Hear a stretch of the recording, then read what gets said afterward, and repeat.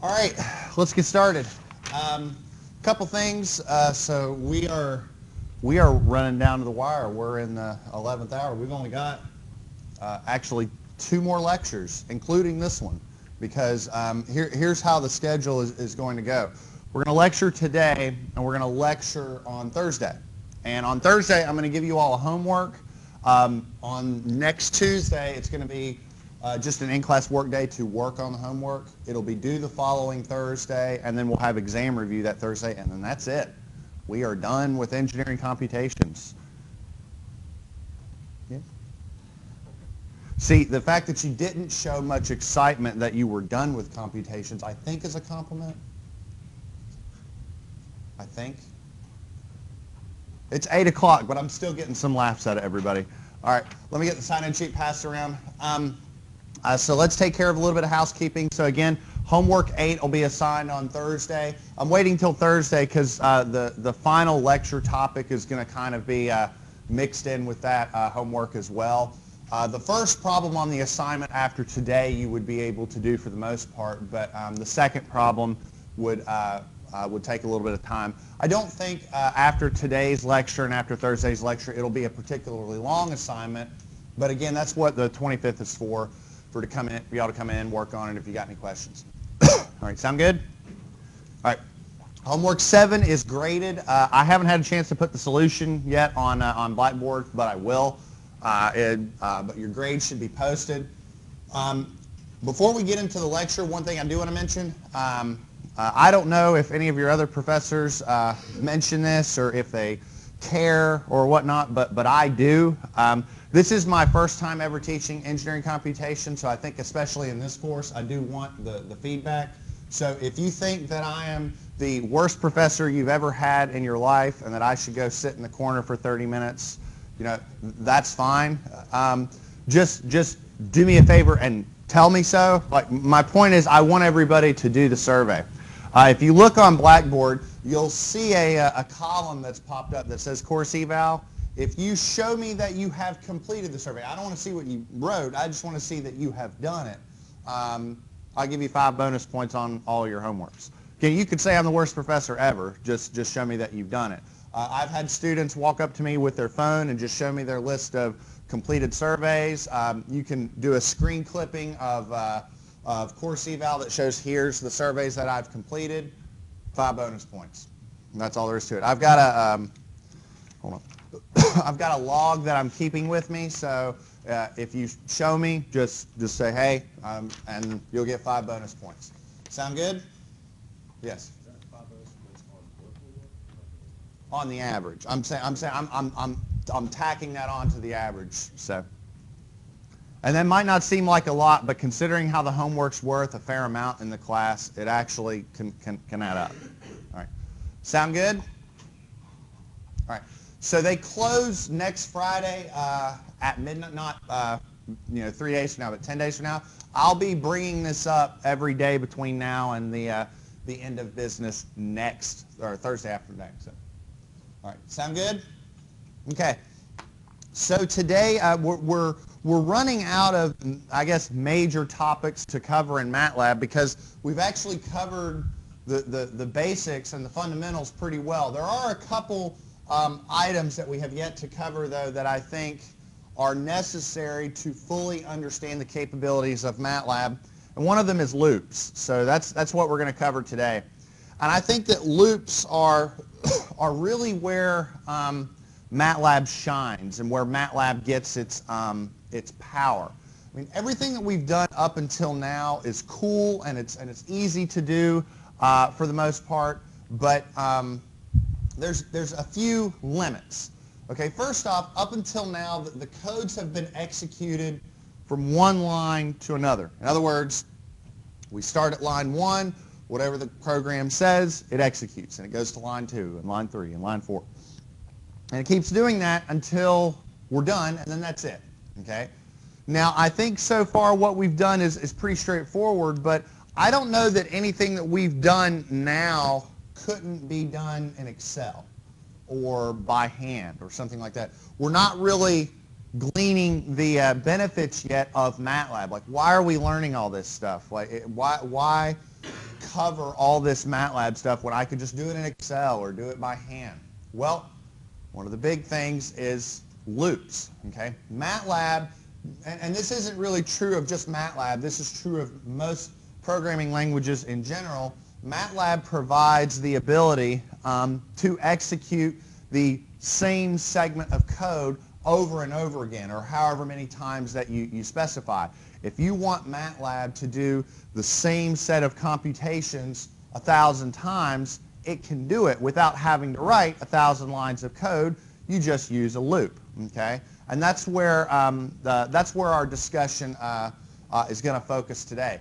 I'd say that being able to loop a given piece of code is one of the biggest reasons to use MATLAB in general, okay? I mean, what I could do in Excel that would take, thousands and thousands and thousands of cells and space on my worksheet to compute, I could do in a few lines of code here. So I think that's where the one of the big advantages of MATLAB comes into play. Now, there are a couple ways of achieving loops.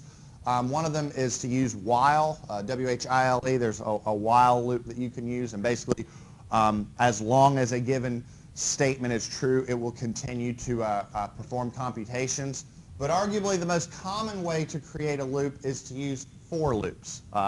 The syntax for a for loop is basically what you see here. So I want everybody to sort of focus on the syntax of the program, and then we'll get into what it means over here.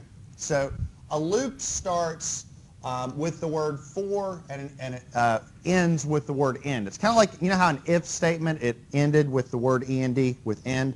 Same thing with for loops. So a for loop will say for some index equals some range, a set of statements will occur.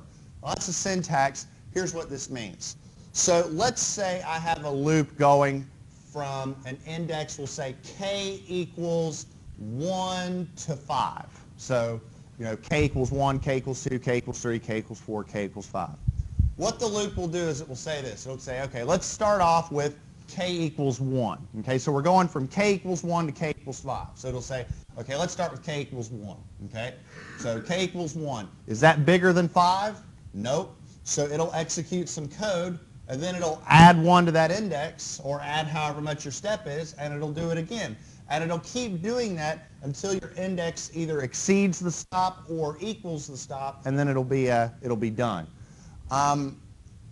If that seems a little funky, don't worry. We're going to have plenty of examples sort of explaining how loops work. But the idea is that whatever's going on inside these, between for and end, those statements will be performed over and over and over again until the code is terminated. Now, a few rules regarding loops. So the step value, okay, so I said in my earlier example, I said from k equals 1 to 5. I could say from k equals, 2 to 10 in increments of 2. So it would say 2, 4, 6, 8, 10, So I think you all, by now, probably understand this notation, this start, step, stop. The idea is that if it was 1, 1, and 5, it would be 1 to 5 in increments of 1. I think you all understand that by now. If you don't include a step, if you just say from like k equals 1 to 5, then it'll automatically assume that the increment is 1. And I think everybody understands that by now, right? If you have a range and you don't put that central value, MATLAB always assumes that that is 1. Your index or your loops can go in the positive direction, 1, 2, 3, 4, 5, or it could go negative. It could go, 5, 4, 3, 2, 1. Just depends on if your step is positive or negative.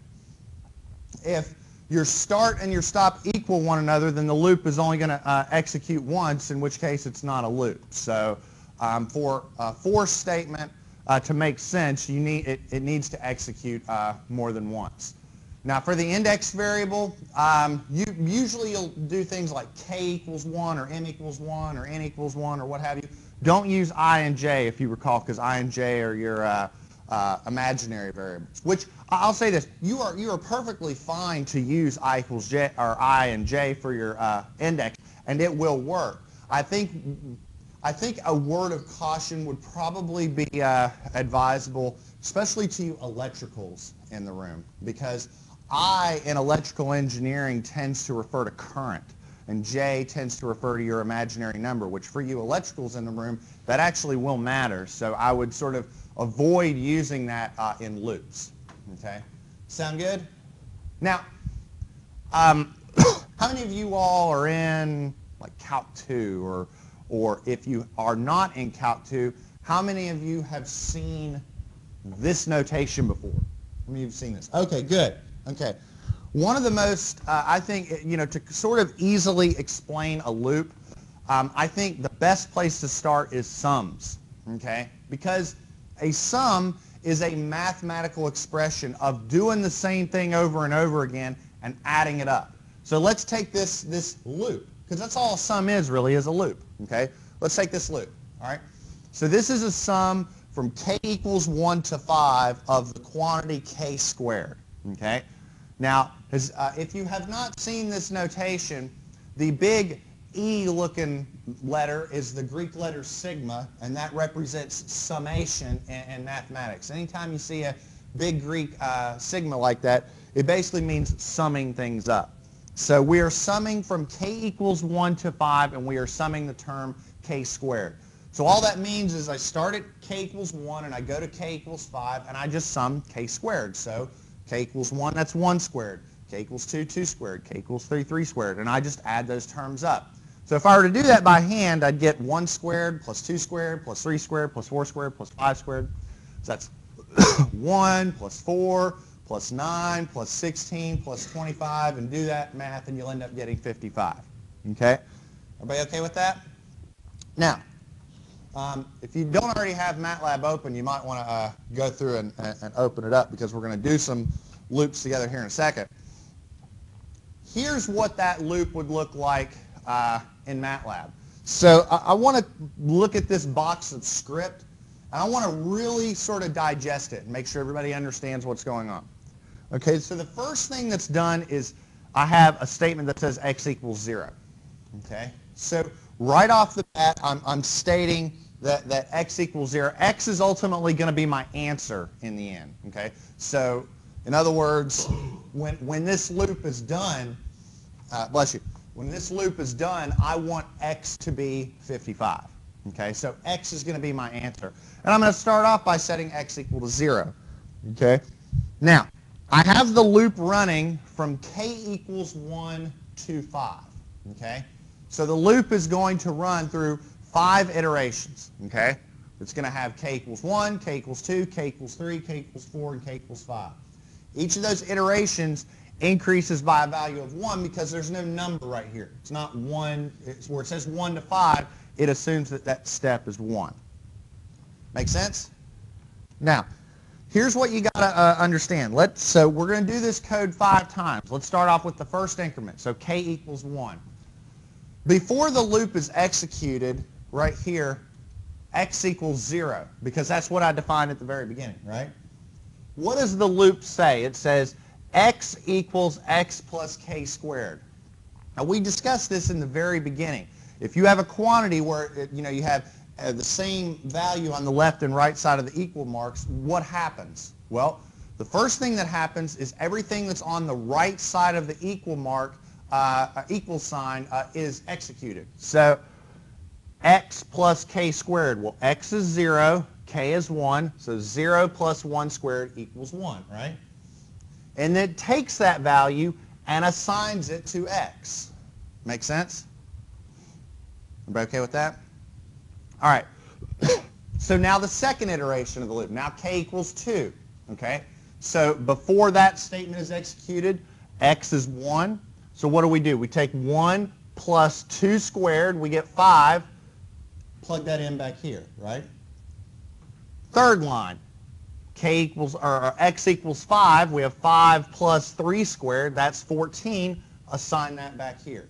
Fourth line, x is 14. 14 plus 4 squared, that's 30. Dump that in back here. Okay, so you see how we're getting these values right here? What I did when I ran the code is I left that semicolon off of the x plus k squared, and I did that for a very specific reason. Okay, I did that because if you run the code, you will see the response here. Now I notice a couple of you are following along, and that's great. The best way to follow along with this, though, is to not write a for loop in the command window. I would write it in a script. Okay, that's the best way to follow along with this. All right.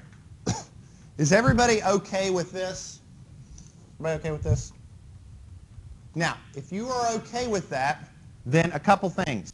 When you finish the loop, okay, you look at your workspace, you should have two answers. Okay, the first answer you should have is k equals 5. Okay, the reason why you have k equals 5 is that's where the loop stops. You have k equals 1, k equals 2, k equals 3, k equals 4, k equals 5. So when it's done, MATLAB will assign that last value to k. Okay, make sense? And then you should look in your workspace and you should have an x value of 55. Now, if you don't want the k value when it's done, you could insert a clear k at the very end. You could just say, just type in clear k at right after the end line, and that k would disappear. And that's fine. And I would say sometimes that might be kind of necessary or kind of user-friendly if you're writing a program where you have a lot of different variables. I know when I was doing my PhD, I was writing some scripts where I had a lot of different variables flying around, and every now and then I would just need to clear some variables out so that I could make sense of what was going on. My only advice would be don't insert that clear code until you know that the loop is running the way you want it. Okay? Sound good? So what I want everybody to do is I want everybody to write a script to compute that sum right there. Okay? I want everybody to do that now. Okay? So I want everybody to open up MATLAB, open up their script editor, and I want you to write a script that will do this computation. Okay?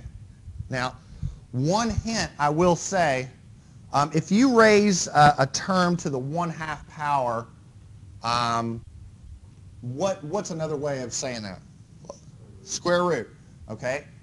So that's all that means. However, I'm not taking the square root of each individual term. I'm taking the square root of the whole thing. Okay?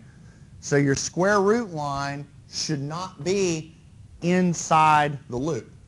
Okay? The square root term should be outside the loop. All right? Now I've also got the answer right there. If you do it right, bless you. If you do it right, you should get an answer of 3.133. So I want everybody to write this on their own. I want to see what you come up with. I'll be around if you've got any questions, obviously. So. Do these notes pop up on Blackboard too? Okay. Here, I'll tell you what. While you all are writing, what I will do is I will exit the PowerPoint, and I'll do that. Does that help out? Zoomed in a little bit.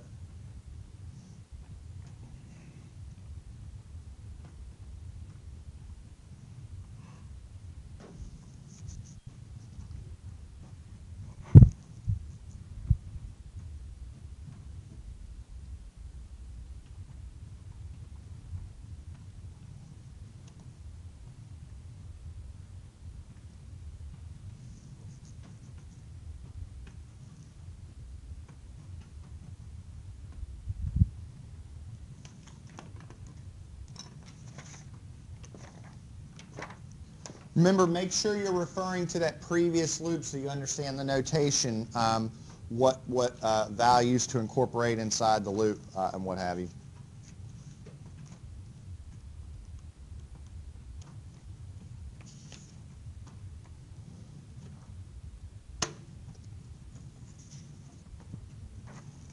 When you said the square root shouldn't be inside the loop, what do you mean by that? Okay, that's a good question. So the question was, the square root shouldn't be inside the loop. Okay. What I mean by that is this. So you should have a loop that'll say for k equals 1 to 10 and go through and do some calculations, and then you'll have an end, right? Okay, so you're going to be assigning all of those terms to what, like x or something like that? You need to be taking the square root after the end statement. You see what I mean? Because here's the reason why. Does my pen work? No, my pen doesn't work. The reason why is because the square root of, let's say, a plus b does not equal the square root of a plus the square root of b. It doesn't work like that. You have to do your sum and then take the square root of the whole thing. So if you've got your square root term inside the loop, you won't get the right answer. Okay, bless you. Bless you. You can leave that 12 either inside the loop or outside the loop. That doesn't matter, okay? Or the negative 12, I mean. Because a number times a plus b does, in fact, equal the number times a plus the number times b. So whether or not the 12 is inside the loop, or the negative 12, I should say, is inside the loop or not, that is fine.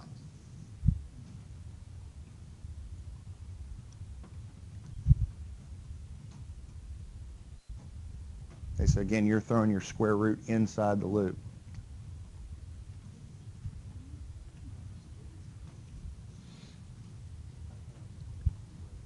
So here, I'll open MATLAB and at least get everybody started.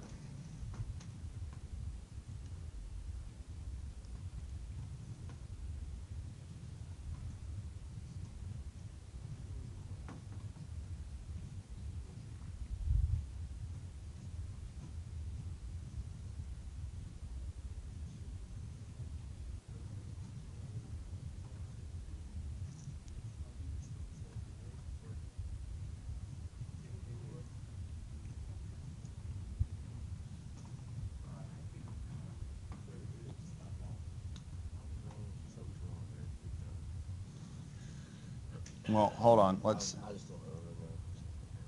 Well, you got too many parentheses over here. You got too many parentheses. Well. Is this one? Is this times this and that is? Okay. Again, you're throwing your square root inside the loop. No. Yeah, that's what I've been saying. Hold on. Let's get everybody started with something. So let me get this. All right, so let me hit File, Save As.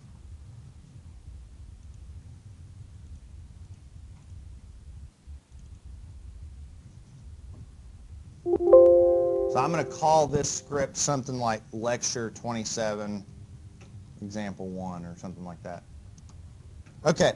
So the first thing you should have at the very beginning, you should have x equals 0. Okay? Does everybody have that? All right. Now, your loop is going, now everybody be clear on this, your loop is going for k equals what, 1 to 10? And then you should end it when it's down here, right? Okay, is everybody all right with this? Okay.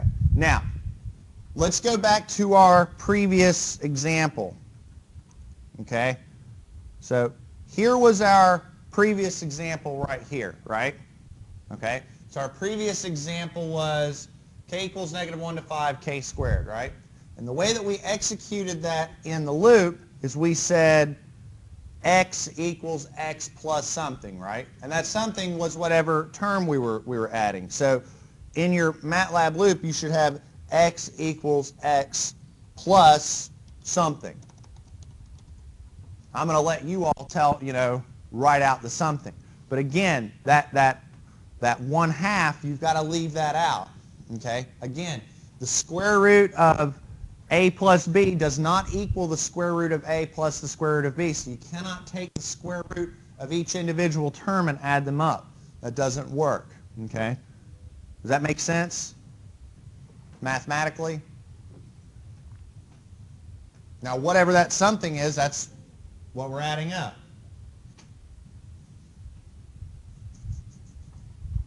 Now, if you need help, again, please raise your hand. That's why I'm here. So, has anybody gotten the 3.133? Okay, there's a negative missing. Let me see. Do you have your negative? No, you don't. There's a negative after the 12. Do you have your notes pulled up? Here. Well, hold on. Hold on for 1 sec. Everybody make sure that your loop, remember there's a negative after that 12. So, okay. Then you and then you. Yes. Run it. Oh, there you go. Good.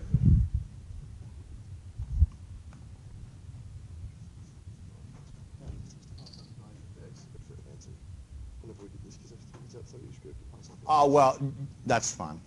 That's fine. You can do x equals, you could do x equals square root of x, and that would work.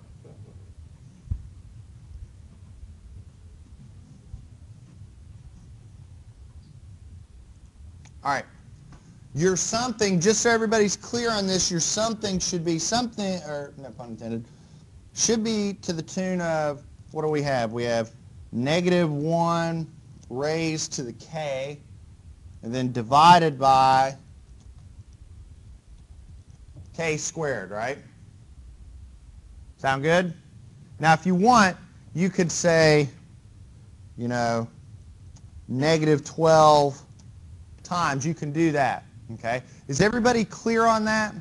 That you can do the -12 inside the sum, but not the square root. Right? Like 2 times the quantity a plus b is 2a plus 2b. So you could do each term individually. You can't do that for the square root. All right? And then when that is done, you can say x equals x raised to the 1/2. Or x equals the square root. It doesn't matter. Does anybody have any questions on this? Yes? So you're saying that to switch it, you would do the 12, the -12 times x to the 1/2? Yeah, you could do this. You could say, let's take that out and put that here. That's fine. There's nothing wrong with that at all. It doesn't really matter. As long as you've maintained your order of operations, that doesn't really matter. And when you run it, change folder. Wait, did I mess something up? You're right. That's what I missed. Thank you. That did it. Thank you. And if you look, there you go. There's your 3.133. Thank you for that. Is everybody okay with this? This is really important.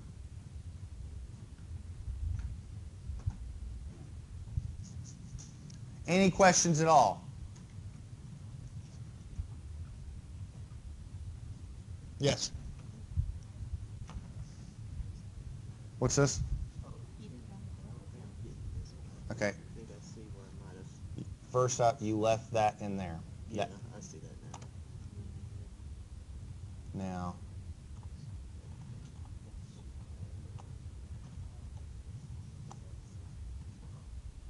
here what we ought to do is that. To sort of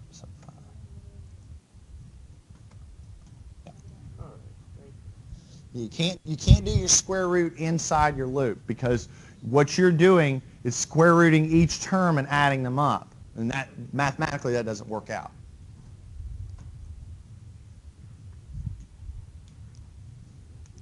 Yes.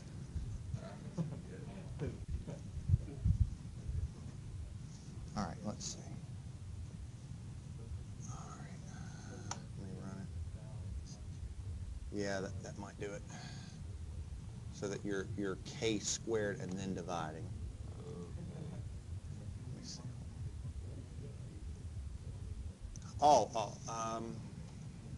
It's for k equals 1 to 10. That'll do it. Is everybody able to get it? Is anybody still not able to get it? Everybody good? Okay, if you're good, then a couple things I want you to pay attention to, and then our next example that we're going to do in class is a little more involved. Okay, so you probably want to pay attention to this. All right, so this example was just getting you all to create a simple for loop on your own. And the big thing to make sure is, A, you're doing it correctly mathematically, you're doing your mathematics correct, that you're doing the square root out at the end, and that you're learning how to change terms inside a loop and seeing what the response is. If you left the semicolon off, you probably looked at your command window and you saw the value changing as you went through the loop, and it probably converged or something like that. You probably saw that. So, sound good? Okay. All right. Now, you can use for loops to perform element by element computations as well. Do you recall using the dot operator? You remember that? So what you would do is, if I have this matrix A, or this row vector A, and it's got a bunch of terms in it, so it's got 5, 17, -3, what have you, and I want to square those terms, I would use the dot operator, right? You remember that? And if I say dot raised to the second power, it would just square each individual term, okay? Well, I can do that with a loop as well. And you might go, wasn't that just a waste of time? I mean, that's what, isn't that what the dot operator is for? True, but you'll see where this is going here in a second. So I want everybody to pay attention to this piece of program, and I want to see if everybody understands what's going on. So the first thing that I have is the actual numbers. So 5, 17, -3, 8, etc. All right? How many terms are in that matrix? Now, I notice a lot of people are sitting there trying to count, right? I propose you don't need to count. What's the second line say? N equals the length of A, right? What is that doing? It's counting how many terms there are. Okay? Look at the loop. What does the loop say? From K equals 1 to N, right? Why sit there and count it up? Let MATLAB do it for you. Okay? Does that make sense? Okay, so, use the program to your advantage. Okay? Now, let's look at X. X is going to be our answer in the end, right? Make sense? Now, what are the dimensions of this matrix? Well, it's one row, and I propose it's n columns, however many terms there are, right? Right? So I've got a vector that's one row, n columns, right? And I've created it to be full of zeros, right? Everybody with me on that? Now, this is where you really got to pay attention, okay? So look at the loop. For K equals 1 to N, okay? I am not writing X equals A squared. I'm writing X of K equals A of K squared. Everybody see that? That is incredibly critical, okay? Because what I'm trying to do is I'm trying to square each term, okay? Look what happens for K equals 1. For K equals 1, this is what it does. Look over here on the right side of the equals mark. A of K squared. So for K equals 1, it pulls the first term, which is 5, it squares it, and then it assigns it to the first term of X. That's where we get the 25. All right? Second one, 17. So it pulls the second value, squares it, assigns it to the second value of X. Pulls the third value, squares it, or assigns it to the third value of X. Does everybody see that? You've got to include that reference, not X, it's X of K. I guarantee you that's a mistake that's going to happen in our exercise later. If you want it to perform element by element operations or term by term operations, you've got to reference it on a term by term basis. And the way I'm doing that is X of K, whatever the index of the loop is. Okay? Make sense? Everybody good? Okay. Now, on its own, that loop is pretty useless, okay, because we have a dot operator. I could have done that a whole lot easier by just defining A and then saying X equals A dot squared, and then I was done, okay? That was a whole lot of code that was a waste of time. However, there is one very specific use for it, and that is if I combine a for loop with an if statement. Okay? Loops can have a very, very surprising level of robustness. Or in other words, MATLAB could perform different computations on different terms depending upon their value. Now, here's this code, and all it did is it squared every term, right? Now, let's make it a little funkier. Let's square all the positive terms and cube all the negative terms. Okay? Think now. In our heads, I think we know what the answer should be, right? If we square all the positive terms, then it'll be that squared, then this cubed, because we're cubing all the negative terms, that squared, that cubed, etc., right? So by hand, we could get the answer, right? I want to write a code to do that. So let's look at this code, all right? Now let's sort of take this one step at a time. So first off, okay, we've defined our matrix. We've said that n is the length of the matrix, so I don't need to count up the terms. I'll let MATLAB do it for me. So my loop, it runs from k equals 1 to n. All right? I created my empty vector to fill with the loop. Now let's pay attention to this loop. All right? It's running from k equals 1 to n. Right? For every value, look what it does. It pulls a, so it says for k equals 1. So it's looking at a of k, so it's looking at this term. And it's saying, well, if that term is greater than or equal to 0, we're going to square it. Otherwise, we're going to cube it.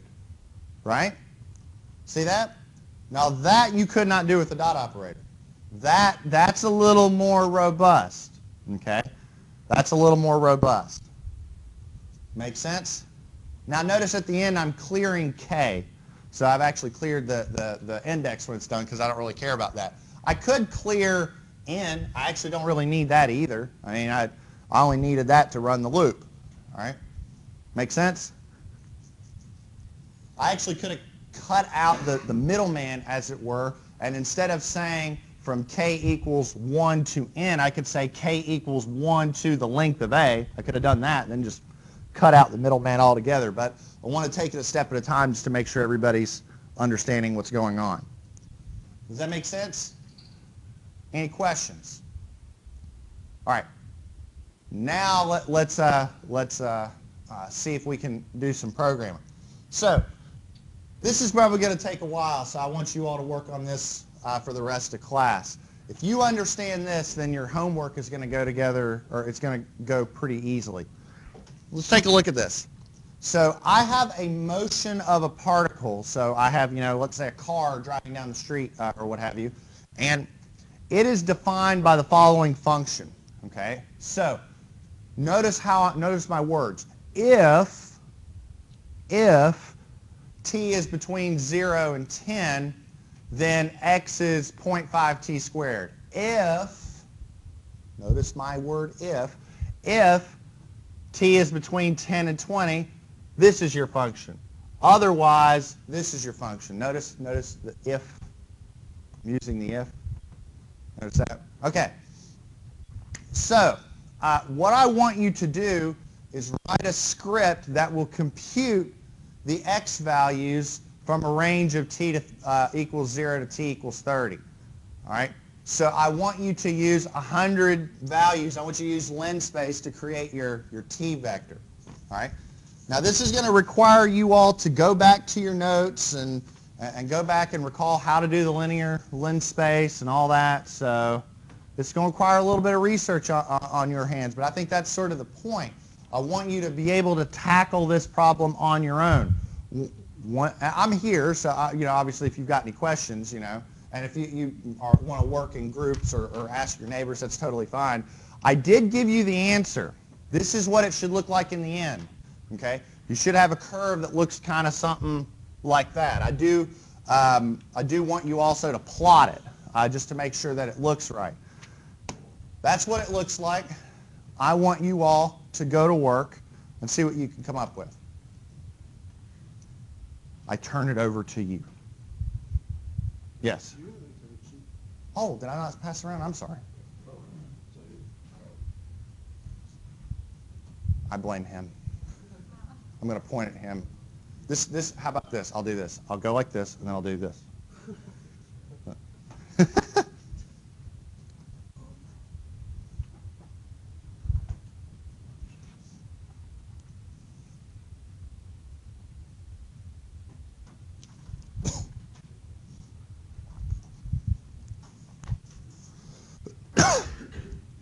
I will give you a couple hints to get you started. First thing, I would make sure that you've got your t, your t vector created, and your x vector created. And since you're doing 100 terms, just run your loop from 1 to 100. So.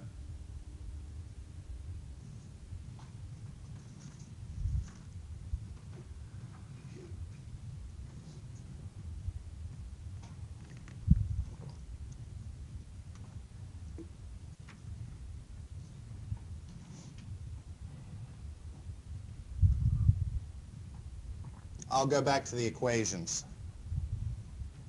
And I will actually write the equations on the board.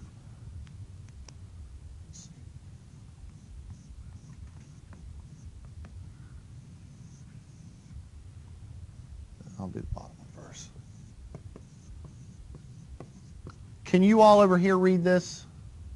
Okay, all right. Let me turn the lights all the way on so.